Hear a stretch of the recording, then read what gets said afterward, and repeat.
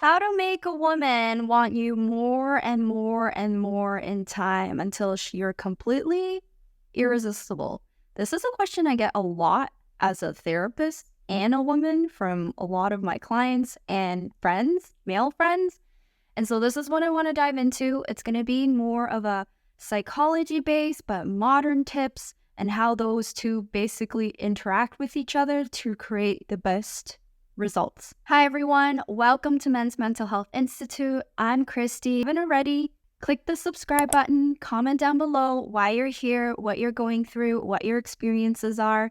That's my passion. I love going through all the comments and reading your experience, what you're truly going through, whether they be, I completely disagree with this video, or hey, this has helped me a lot. All comments are welcomed. I really, really encourage every feedback that I get from everything that I do, especially when it comes to the philosophy I have when it comes to my practice. Let's dive into it. This is not a tips and trick video.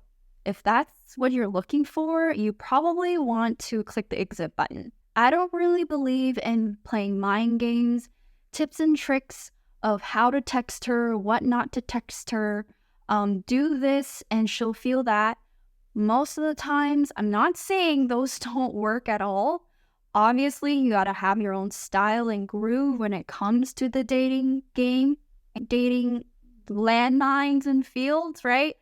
However, many of the times, these band-aid fixes are just used to essentially create what I call momentary or temporary sparks and chemistry between men and women, and there's no true, genuine understanding of how to keep a woman and you connected in the long run. So I always hear my clients like, I've been such a good man. I've been so good to this woman and she left me, and it seems like I just have to be completely cold in order for her to want me. And this is probably one of the most toxic beliefs in the dating market. Men are women, especially though with men, because men are usually the pursuers of women, and women just kind of sit there and accept, right? Most of the times, this brings the most toxic dynamic and mindset when it comes to you as a human being, actually.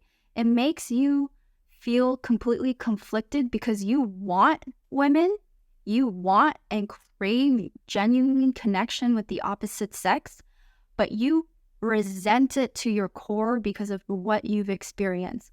And so I want to tell you that most of the times, no, this belief that being a douchebag is what gets the girl or gets the woman is completely, utterly wrong, at least for high-value women. In this video, I'm going to explain to you 3 very specific reasons that make you sabotage your relationships or opportunities with high-value women. I think it's really important for me to describe to you what high-value women are, because many of the times, a lot of men don't even know, okay? And a lot of women don't even know. In my practice and our philosophy in Men's Mental Health Institute, very specifically, high-value women are women who knows how to bring value to your life and has a healthy standard of what she wants to receive, both ways. And so if there is no understanding in her ability to be able to make your life easier, make you feel more respectable, give you her loyalty, bring value in what you cannot do as a man on your own, which is possibly creating a family with you, doing more of the nurturing roles if she's extremely feminine, or whatever it is. 2 people should always be better than 1. But many of the times, if you don't know what a high-value woman even means to you, it feels as though you're a one-man team. So be aware of that. A high-value woman does not mean she is, it could be that she's very educated, she's a lawyer, she has a business, she's a I don't need no man type. That is not high value. A high value woman is essentially, could be all that, but her role in a relationship with a man is that she knows how to nurture and provide him with things that he cannot do on his own and that he craves genuinely, which is that genuine connection of ability to do things for you that you can't do on your own. So, okay, now that I explained what high value woman is, I want to go into the problems that I see in my clients and a lot of the questions that I get from men. Number one, okay, if you want a woman to increasingly want you more, right? It's very important that you know what context of the relationship you're in. So very specifically, okay, you hear in popular culture or YouTube or other relationship gurus, don't chase, you pursue, don't overchase, don't chase her. If she don't want you, then you let her go, right? I hear that a lot. I try my best not to write content like that, although it's very, very, very easy to fall into that trap. But if we're standing on the philosophy that we want to create healthy relationships, it's very important to know that like men do need to pursue, okay? And do need to chase. Women actually love feeling chased. The attention, it makes her feel loved and cared for. That's the equation of human behavior. However, a lot of the problems that I see when it comes to men thinking like they cannot chase or should not chase or chasing chases away the woman is you actually didn't know that the context in which you either chased a woman and chased her away wasn't aligned with the time that you need to use this tactic. What that means is essentially you chased her at the wrong time. There wasn't emotional connection or any sign that true attachment was created already.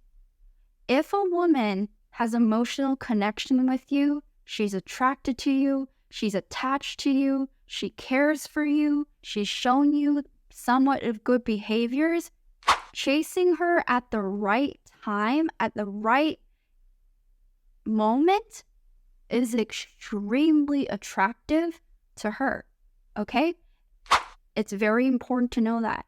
So you have to understand you do want to chase, but at the right time. Whatever word you use doesn't really matter, okay?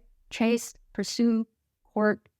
Number two is now we're going to dig into very quickly the tips and tricks out in the open that you can probably Google or even ChatGPT can tell you how to do. Those tips and tricks work. I'm not trying to devalue it. However, what that shows me, if you're depending on tips and tricks or depending on quick solutions, or you're over analyzing every YouTube video out there and reading and taking a ton of notes, it's doing a lot of learning. However, many of the times it shows me that you're just not comfortable in your own skin. Beyond the tips and tricks, beyond the Googleable things that you can get from all the YouTube videos, the number two is you just don't feel comfortable in your own skin. Without those tips and tricks, you don't know how to engage. And that's very important.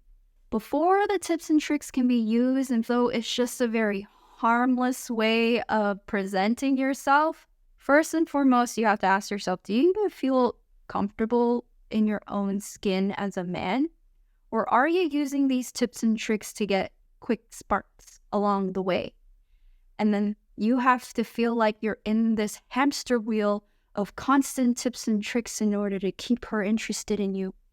That is probably one of the most toxic and hard moments to be in as a man, because at the end of the day, you still feel like an imposter. Number three, the very last one, is you don't know what those videos and those relationship gurus even mean when it comes to your specific life.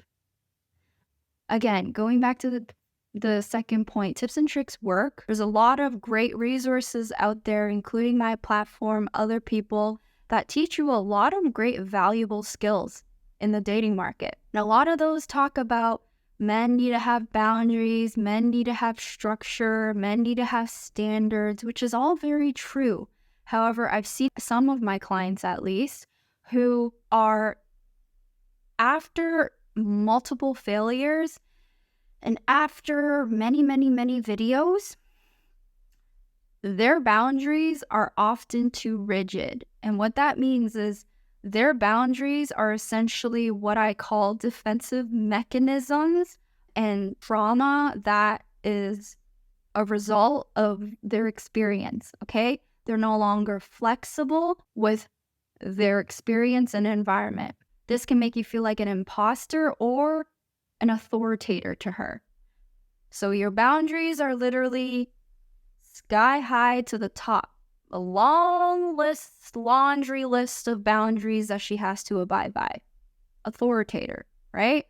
Or you're an imposter, you're YouTubing all these things that you should, how a man should behave, how men should think and feel, and that just creates a complete shell of a person that you don't know who you are. So I always go back to you. Number 3 is, how do you lead? What is a true leader?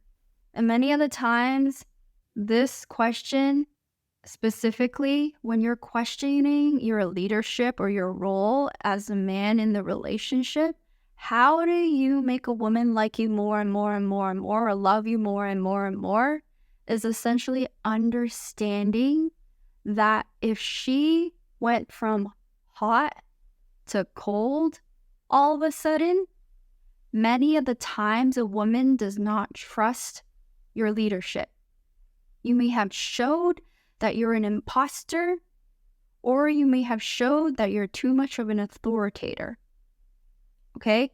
So a true leader understands where he stands in his own life and his own needs and his standards, but he's also flexible in understanding how to include her needs, her wants, what makes her feel like a woman into a new world.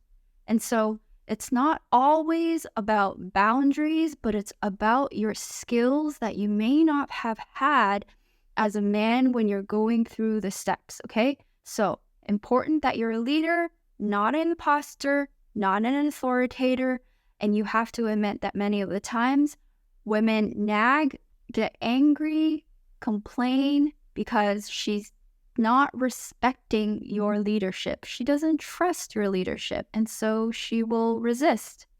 A lot of the times, this is the point in which a lot of my clients have realized some of the blind spots that they've fallen into after doing this discovery, understanding whether they're an imposter, authoritator, or a mixture of both. Leadership is completely different for everyone. Obviously, there is somewhat of what you should be doing, but it should always be based on what is already truly working out in data, science, philosophy, and in the past. And so many of the times, a lot of men don't want to admit that sometimes, I'm not saying all, women are not acting or behaving the way that you want them because you're not a good leader.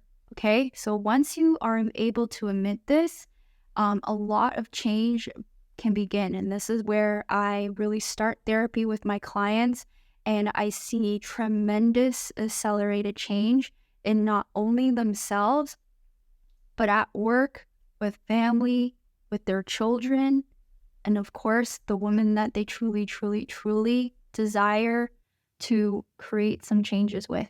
So if this video was very, very helpful, please do me a favor and comment down below. Tell me what you learned. Tell me what new thoughts you have, or tell me any criticisms, and tell me if I'm kind of confusing, okay? Try my best to post as often as possible. I hope you found this very informative. Men need action and solutions to create mental health. I know you're not here for a pity party, and so I'm not going to tell you, you're the best. Just do some affirmations and you'll be fine, right? That's not how true change happens, and that's not how people really have resilient mental health. Many of the times it takes a ton of challenges and someone that is willing to essentially tell you bluntly that there are things that you may be falling into. So thank you for listening. I hope you enjoyed this video, and please comment down below any topics that you want me to review next time. Hi everyone, if you enjoyed our content, don't forget to follow us on TikTok and IG where we post daily and YouTube where we post weekly.